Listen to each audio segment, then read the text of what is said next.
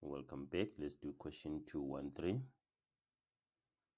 The first term of a geometric series is 14 and the sixth term is 448.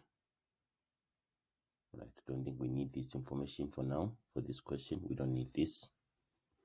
Now it says, if the first term of another series is 448, the first term is 448, and the sixth term is 14, calculate the sum to infinity of the new series.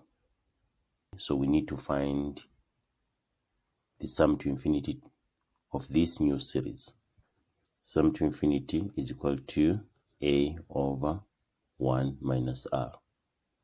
Right, if you check, we have our a, but we need r. So we can get r from this information here. So the sixth term is 14. So Tn is equal to ar to the power n minus 1. So it means that T6, which is 14, is equal to ar, then n, 6 minus 1, which is 5. Okay, our a is 448. Let me just put it there. 14 is equal to 448 r to the power 5.